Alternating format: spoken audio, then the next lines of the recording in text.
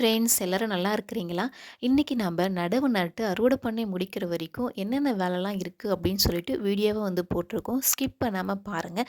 அப்படியே நம்மளுடைய சேனலையும் சப்ஸ்கிரைப் பண்ணிடுங்க.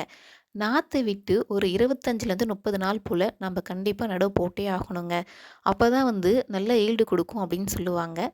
ஃபஸ்ட்டு நடவு நம்ம போட்டுடுவோம். அதுக்கப்புறம் ஆளுங்க வந்து நட ஸ்டார்ட் பண்ணிடுவாங்க. இன்னும் நாங்கள் கை நடவு தாங்க போட்டுட்ருக்கோம். மிஷின் நடவு இது வரைக்கும் நாங்கள் ட்ரை பண்ணது கிடையாது. நடவு நட்டு களை பறித்து தீனியெல்லாம் போட்டு முடித்து ஒரு 50-60 நாள் போல் பார்த்தீங்கன்னாக்கா கொல்லி வந்து பார்க்குறதுக்கு இப்படி தாங்க இருக்கும். அவ்வளோ சூப்பராக இருக்கும். பச்சை பசேர்னு பார்த்துக்கிட்டே இருக்கலாம் போல் இருக்கும்.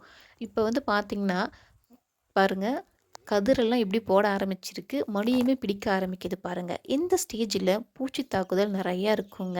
அதனால் டெய்லியுமே காலையில் ஒரு ரவுண்டு கண்டிப்பாக கொல்லியை வந்து சுற்றி பார்த்துட்டு வந்துடணும். ஏதாவது பூச்சி தாக்குதல் இருக்கா, நோய் எதனா விழுந்திருக்கா அப்படின்னு சொல்லிட்டு பார்க்காம விட்டுட்டோம் அப்படின்னா முதலுக்கே மோசம்தாங்க. நாங்கள் வந்து வரப்போகிறத்துல வந்து உளுந்துமே ஊனி வச்சுருப்போம். அதை வச்சுமே நம்ம வந்து நோய் தாக்குதல் இருக்கா அப்படின்னு சொல்லி கண்டுபிடிச்சிடுவோங்க. உளுந்தை வந்து வீட்டு யூஸ்க்காக வச்சுப்போம். இப்போ வந்து பார்த்தோன்னா அறுவடை ஸ்டேஜ் வந்துடுச்சு அப்படின்னா வரப்பு ஓரத்தில் இருக்கக்கூடிய நெல் எல்லாத்தையுமே நாங்கள் வந்து அறுத்துடுவோங்க. அதாவது அது சுத்தறுப்பு அப்படின்னு சொல்லுவோம். அந்த சுத்தறுப்பு அறுத்து விட்டால் தான் மிஷின் வந்து பார்த்தோன்னா நல்லா அழகாக அறுக்குங்க. அந்த நெல்லை நம்ம வந்து வித நெல்லுக்காகவும் யூஸ் பண்ணிக்கலாம்.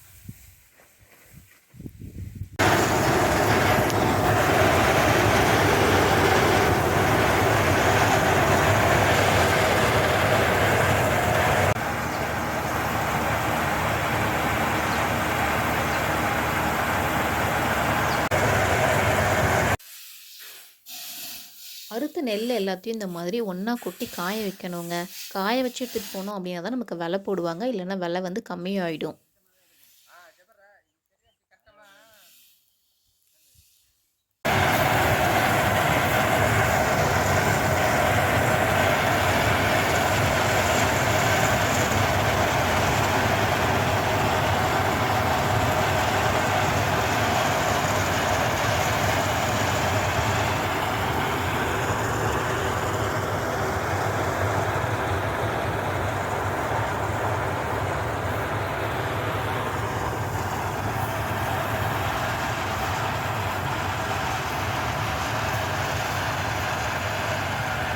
மிஷின் அறுத்தாலுமே ஒரு கொஞ்சம் இடத்துல வந்து கொஞ்சம் கதிரெல்லாம் விட்டுட்டு போயிடுங்க. அதை நாம தான் வந்து பார்த்தோன்னா அறுத்து போடுற மாதிரி இருக்கும்.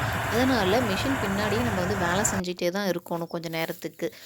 அறுத்த நெல் எல்லாத்தையும் இந்த மாதிரி ஒன்றா கொட்டி வச்சு காய வச்சுடுவோம்.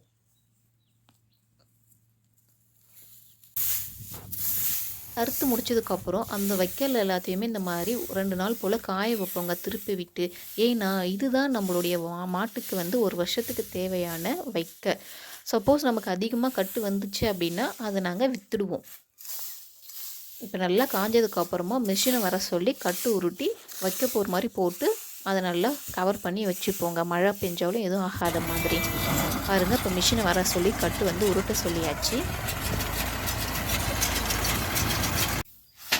இப்போ நாங்கள் நெல் பிடிக்கிறதுக்காக வந்துட்டோங்க. இப்போ மூட்டை பிடிச்சி அதை வந்து நாங்கள் வண்டியை வர சொல்லி கமிட்டிக்கு எடுத்துகிட்டு போக போகிறோம்.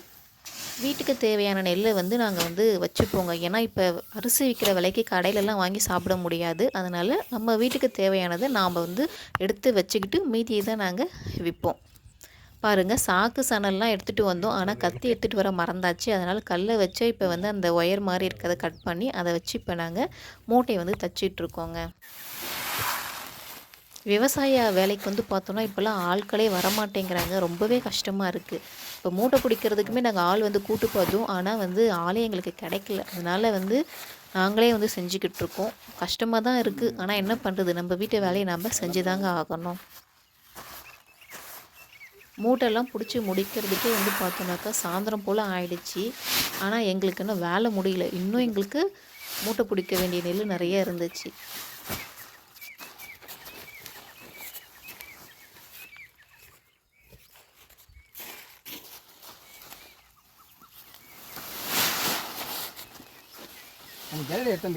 மூட்டையெல்லாம் பிடிச்சி வச்சுட்டு அடுத்த நாள் வந்து பார்த்தோன்னாக்கா மாட்டை கொண்டு வந்து எங்கள் கொல்லையில் கட்டிட்டு நாங்கள் கிளம்பிட்டோங்க. தேங்க்யூ.